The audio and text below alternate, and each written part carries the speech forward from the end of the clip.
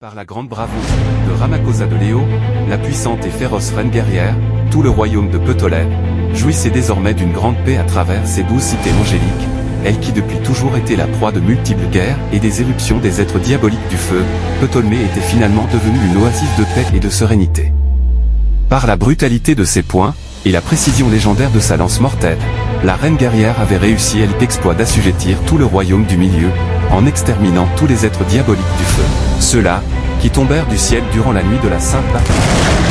Ramakosa, devenue nouvellement reine, extermina tous les êtres diaboliques du feu, tous, à l'exception d'un seul, leur chef. Ramazani, le roi de Demon, lui seul survécut à la grande extermination de son peuple. Il se terrait tranquillement dans la forêt enchantée de l'Iturie, comme un vulgaire insecte, attendant dans l'ombre le jour où il pourra enfin venger l'extermination de ses frères, sauvagement massacrés par la reine, son ennemi juré. Ramazani, le roi de démons qui avait le pouvoir de prendre apparence humaine, prit celui d'un jeune homme, qui séduit le cœur tendre de la puissante Ramakosa, et quelque temps plus tard, la reine tomba enceinte. Et 8 mois après, elle épousa officiellement le jeune homme qui devint roi de Ptolémée. Le roi des démons voyait petit à petit ses ambitions des vengeances arriver à leur terme, il s'apprêtait à détruire complètement la reine Ramakosa, en lui enlevant tout ce qu'elle avait de plus cher. Son royaume, son enfant, et aussi sa vie. Mais pour ça, le roi de démons devait obligatoirement attendre le jour fastidieux de l'accouchement, le seul jour où la reine perdrait entièrement ses pouvoirs. En enfantant un être diabolique du feu, tous ses pouvoirs seront dès lors transférés dans l'enfant de l'eau. Mais la reine découvrit, juste avant l'accouchement, que son époux le roi était irrévocablement un être diabolique du feu. Dans leur chambre nuptiale, Ramakosa et Ramazani, la reine et le roi, livrèrent un combat qui fit trembler tout Ptolémée cette nuit-là. La puissante reine guerrière, parvenue néanmoins à terrasser le roi de Demon d'un coup mortel de sa lance, aussitôt, elle accoucha d'un enfant mâle, moitié humain, moitié démon. Prince des hommes et des démons.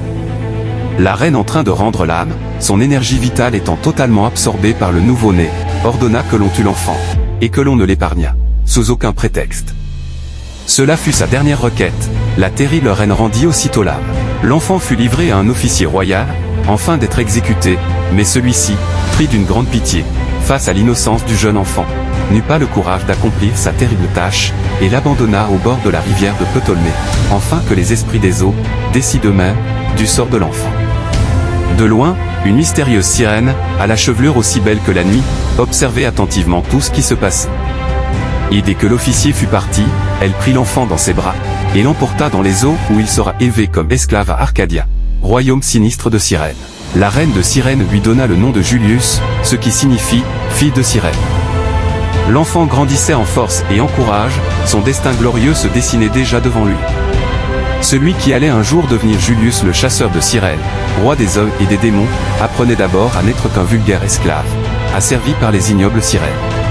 Je vous invite à vous abonner si la vidéo vous a plu et mettre un pouce bleu pour connaître la suite de l'histoire. N'oubliez pas de mettre en commentaire ce que vous en pensez.